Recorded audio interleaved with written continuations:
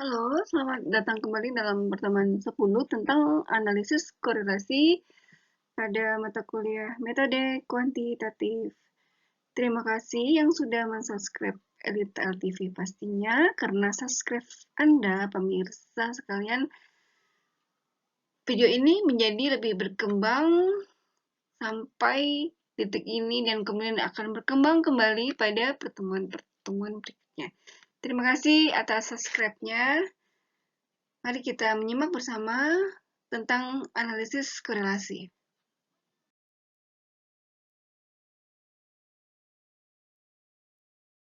Pada dasarnya, analisis korelasi itu kita ingin mengetahui apakah di antara dua variabel terhadap hubungan, dan jika ada hubungan, bagaimana arah hubungan dan seberapa besar hubungan tersebut. Salah satu metode analisis kuantitatif yang dapat digunakan adalah korelasi.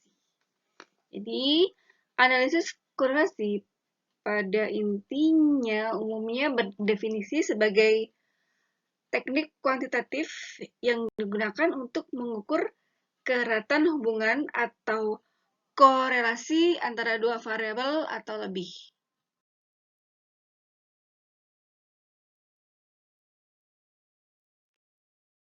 Analisis korelasi bertujuan untuk mengukur kekuatan asosiasi atau hubungan linear antara dua variabel. Korelasi tidak menunjukkan hubungan fungsional, atau dengan kata lain, analisis korelasi tidak membedakan antara variabel dependen dengan independen.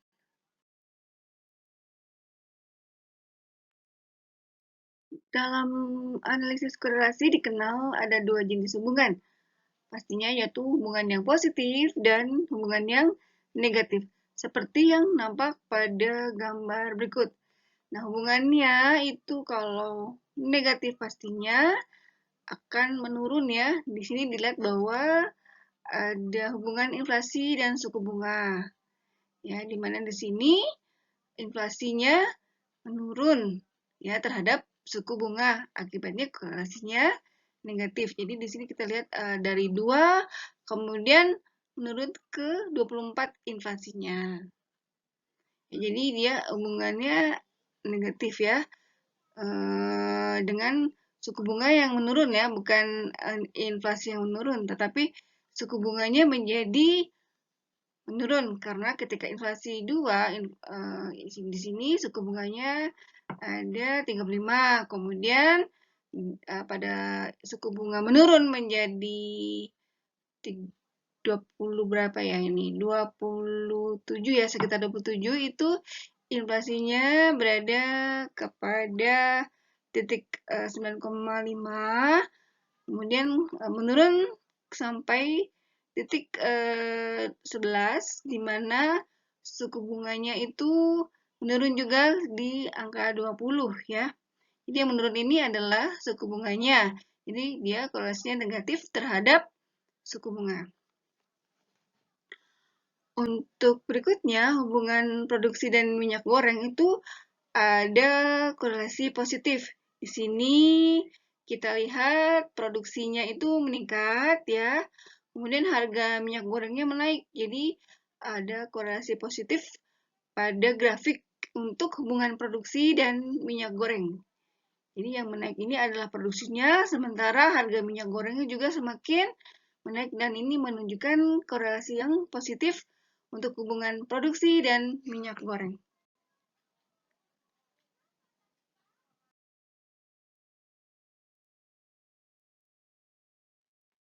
Berikut ini adalah rumus untuk menentukan koefisien korelasi, di mana rumusnya adalah R sama dengan N dikali sigma XY dikurangin sigma X dikali Y dibagi semua komponen di atas itu menjadi komponen di bawah, yang kita harus membaginya dengan akar kuadrat dari N kali X kuadrat dikurangin X kuadrat kali X kuadrat, kemudian dikali komponen yang pertama dikali N sama dengan sigma Y kuadrat dikurangin sigma Y dikali sigma Y atau sigma Y kuadrat, di mana koefisien di atas itu mempunyai pengertian berikut ini. R adalah nilai koefisien korelasi, sigma X sama dengan jumlah pengamatan variabel X, sigma Y sama dengan jumlah pengamatan variabel Y, sigma XY sama dengan jumlah hasil perkalian variabel X dan variabel Y, sigma X kuadrat sama dengan jumlah kuadrat dari pengamatan variabel X. Sigma Y kuadrat itu adalah jumlah kuadrat dari pengamatan variabel Y. Sigma X dikali sigma S itu atau sigma X kuadrat adalah jumlah kuadrat dari jumlah pengamatan variabel X. Dan sigma Y dikali sigma Y itu sama dengan sigma Y kuadrat itu adalah jumlah kuadrat dari jumlah pengamatan variabel Y ya, bukan variabel X yang seperti yang diketik ini.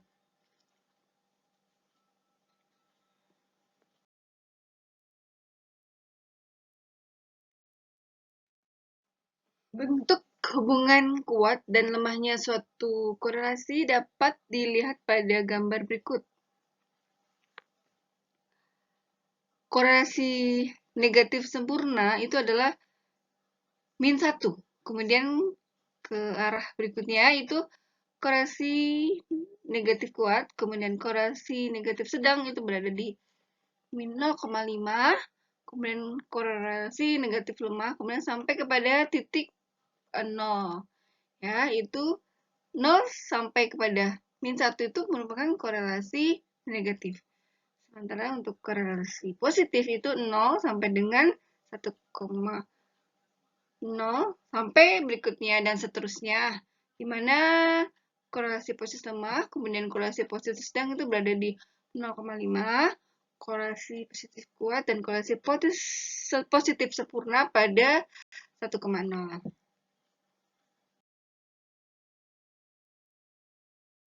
Berikut ini adalah contoh soal di mana untuk analisis korelasi atas permintaan dipengaruhi harga dan pendapatan harga dengan data sebagai berikut. Tahun 1996 itu investasinya 34285 miliar. Satuan buku suku bunganya itu adalah 19,25. Tahun 2000 43141 itu suku bunganya 17,75. Tahun 2001 5,0825 itu investasinya miliar dalam suku bunga 18,88. Tahun 2002 investasi 57399 miliar, suku bunganya 19,21%. Tahun 2003 investasinya 74873 miliar, itu suku bunganya 21,98%. Tahun 2004 ya 3180 miliar, itu suku bunganya 32,27%. Tahun 2005 investasinya 28897 miliar, kemudian suku bunganya 28,89%. Tahun 2006 38056 miliar, suku bunganya 18,43. Tahun 2007 investasinya 45962 miliar, suku bunganya 19,19%.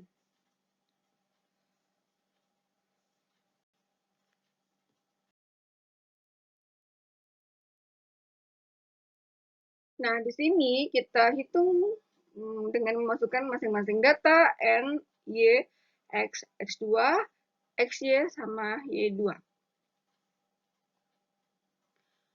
Disempat bahwa N-nya itu berjumlah 9 dengan Y sama dengan 404618, X-nya 196, X kuadrat atau X2-nya itu 4478, XY-nya 8558,054, kemudian Y2 atau Y kuadratnya 19,888,392,650. Didapat R-nya sama dengan minus 0,4.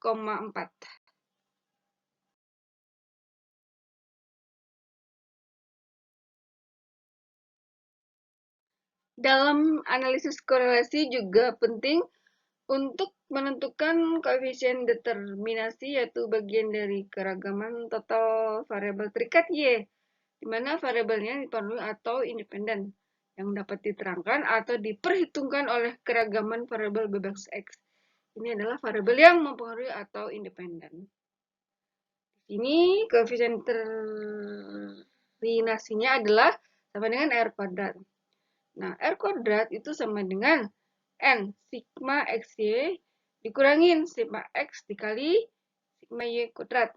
Dibagi R kuadrat dari perkalian antara N dikali sigma X kuadrat dikurangin sigma X kuadrat dikali sigma X kuadrat. Kemudian kita kalikan lagi dengan N sigma X kuadrat dikali N, kemudian sigma Y kuadrat dikali sigma Y kuadrat itu juga dikali N. Nah, hasilnya itu merupakan koefisien determinasi sama dengan R kuadrat.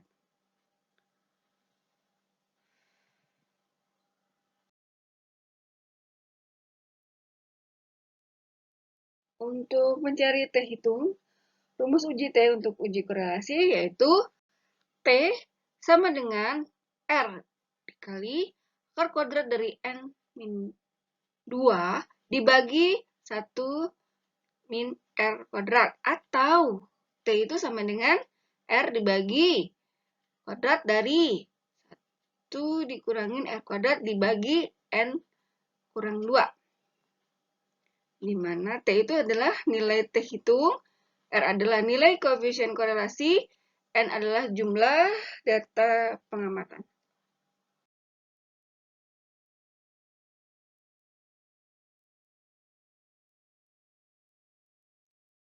Ada contoh soal adalah uji T untuk uji korelasi dari data permintaan dipengaruhi harga dan pendapatan. Di sini ujilah apakah A itu nilai R sama dengan min 0,412 pada hubungan antara suku bunga dan investasi pada taraf nyata 5%. Dari contoh soal ini, marilah kita menghitung analisisnya untuk uji korelasi. Di sini saya akan menghitungnya melalui Excel dan metode SPSS.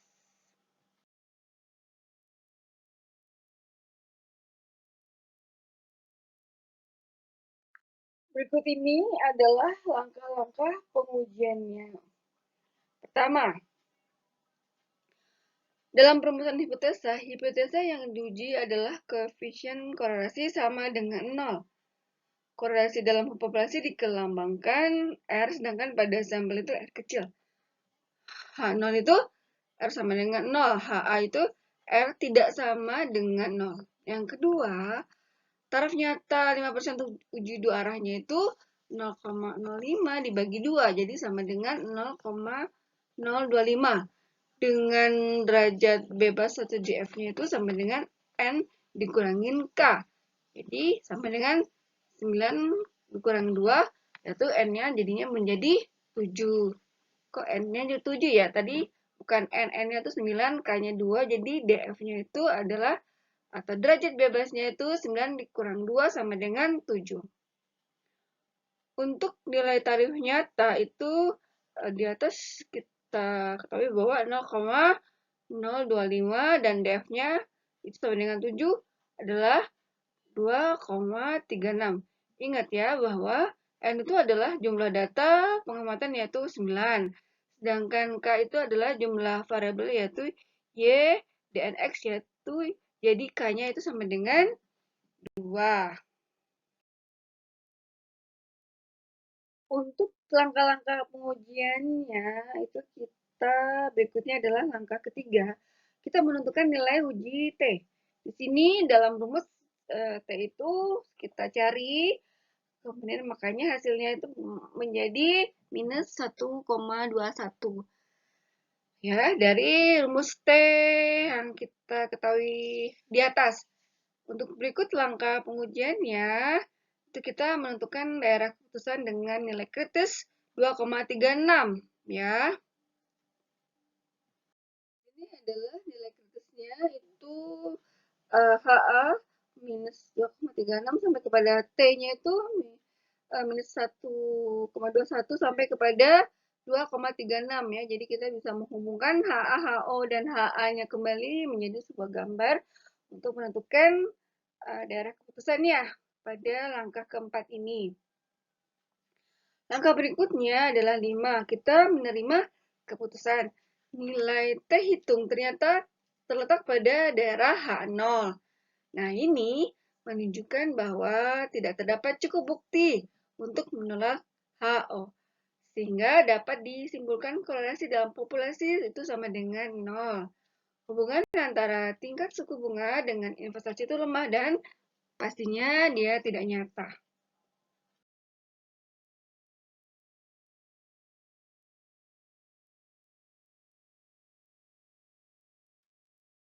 Untuk menggunakan Microsoft Excel, jadi kita buka ya Microsoft Office, kemudian kita mengklik Microsoft Excel. Langkah-langkah uji korelasinya itu adalah sebagai berikut. 1.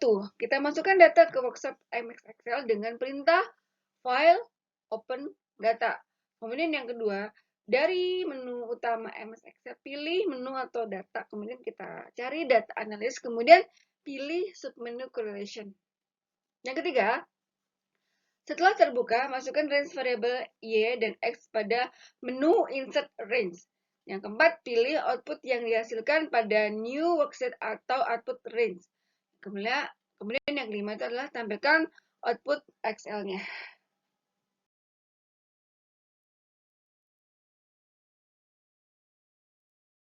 Ini adalah tampilan kalau kita menguji korelasi untuk menggunakan MS Excel. Jadi menunya seperti ini ya. Jadi langkahnya pada slide di atas sudah diterangkan. Kemudian kita aplikasikan ke dalam bentuk Excel yang tampilannya bisa kita lihat seperti ini. Dan kemudian setelah kita tampilkan, pastinya kita tinggal memasukkan input data-data yang diketahui di atas.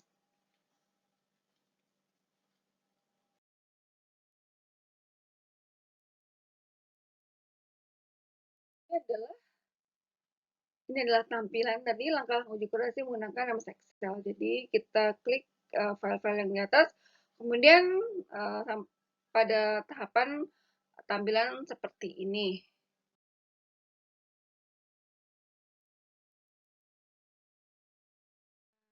Berikut ini adalah langkah uji korelasi menggunakan Excel ya.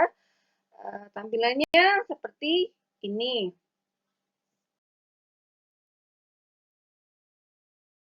Ini adalah analisis dengan menggunakan korelasi SPSS ya. Jadi ini adalah alat bantu selain Excel yang kita bisa melihat analisis korelasi.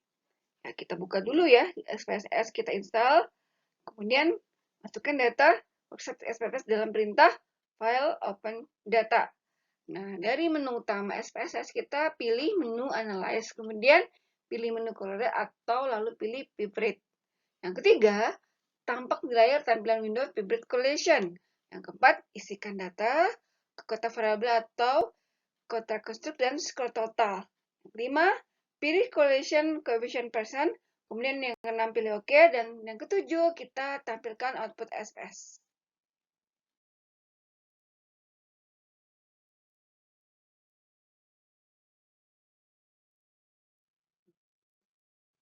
Berikut ini adalah tampilan dari IBM SPS Statistik yang berdasarkan versi saya, yaitu yang 24. Tapi Anda juga bisa menggunakan versi 25, 23, dan sesuaikan saja ya dengan masing-masing laptop. Karena SPS 25 saya tidak bisa pada laptop ini, dan tapi akhirnya saya menemukan yang sesuai dengan laptop saya, yaitu versi 24. Jadi kita tinggal menginstalnya dan mengklik, dan tampilannya awal akan seperti gambar ini.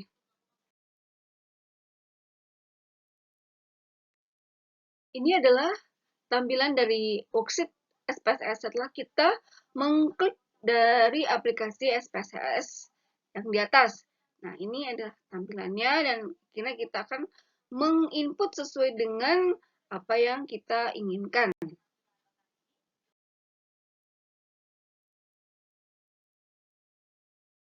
Nah, di sini adalah tampilan kalau kita ingin menganalisis korelasi. Ya, di sini ada orange, kemudian ada analisa, kemudian kita ikuti saja nih yang kuning atau orange saja, kita tinggal kita klik, lalu nanti akan terbuka dan kemudian kita mengisi data XY-nya, ya.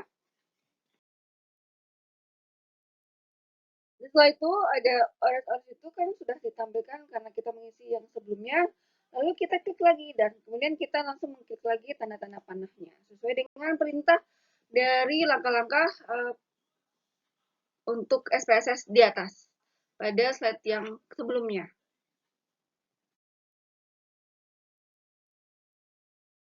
Kalau kita perhatikan, di sini ada terjadi perubahan ya, karena kita mengklik tanda panah yang di tengah-tengah antara kolom-kolom yang tadi orange-nya sebelah kiri saya dan kemudian pindah ke sebelah kanan saya, ya, karena kita mengklik tanda panah yang di tengah-tengah itu.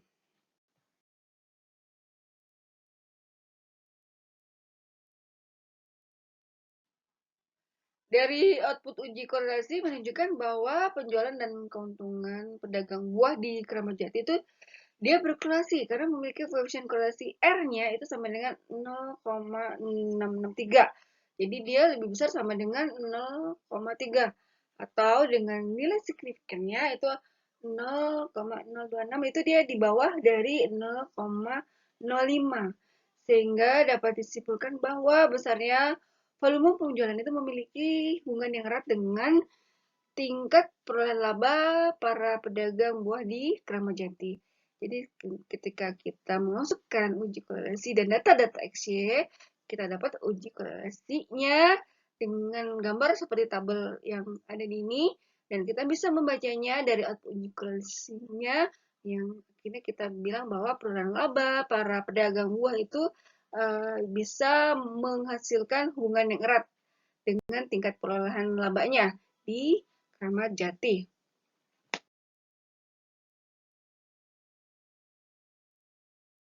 Untuk korelasi parsial itu adalah korelasi dengan memasukkan satu variabel tambahan yang berfungsi sebagai pengontrol dari dua variabel yang berkorelasi terdahulu. Ya, di sini kita lihat.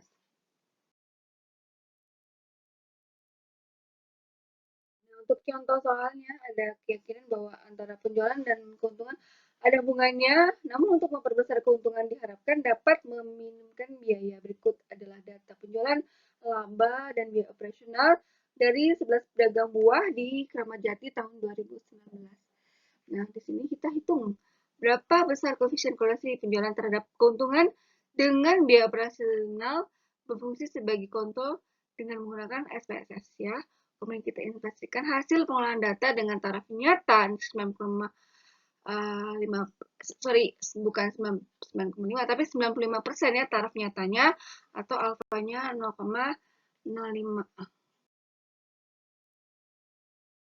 Ini ada pedagang ya sampai 11 ya, kemudian ada penjualannya, keuntungan sampai kepada biaya operasional setelah kita mendata dari masing-masing pedagang Masu, Dudung, Edo, Rojak, Wawan, Ucok, Joko, Pato, Mal, Emon, Anji dengan tiap-tiap penjualannya, keuntungannya, dan biaya operasional dari masing-masing pedagang tersebut.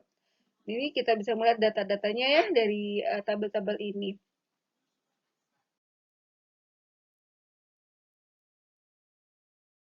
Nah, berikutnya kita tinggal mengklik saja ya seperti apa yang ada di sini yang tampilan dari worksheet dari SPSS. Ada tanda orange ya atau kuning, kita klik-klik saja dan kita kemudian klik OK dan kemudian setelah itu kita mengisi data dari XY tersebut.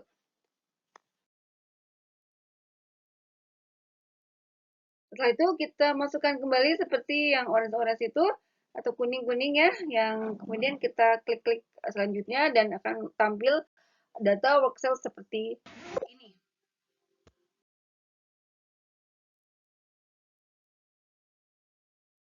Lalu kita pindahkan ya masing-masing dengan menggunakan tanda panah ya, sampai bisa berpindah dari kiri ke kanan saya. Nah, akhirnya tampilannya sebagai berikut ini.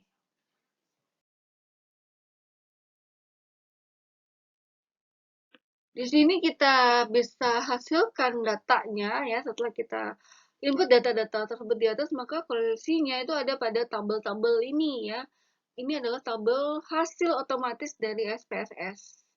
Nah, di sini bisa terbaca dari data tabel itu bahwa output uji korelasi parsial menunjukkan bahwa penjualan dan keuntungan pedagang buah di Keramat Jati tanpa variabel pengontrol, yaitu biaya operasionalnya memiliki koefisien korelasi R sama dengan 0,663. Dengan adanya variabel pengontrol turun menjadi 0,549, sedangkan tanda korelasinya itu masih positif.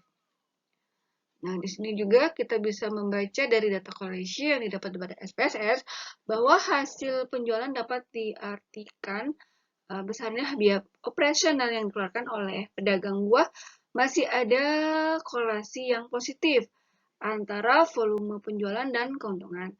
Sehingga dapat disimpulkan semakin tinggi biaya operasional jika penjualannya bertambah.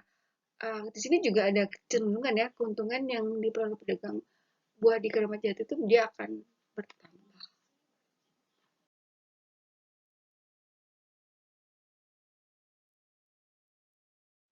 Oke, terima kasih yang sudah mendengar ya, menyimak apa yang saya terangkan dalam analisis korelasi pada pertemuan 10 metode kuantitatif ini. Pastinya saya ingin apa yang saya terangkan itu analisis korelasi sangat bermanfaat kan?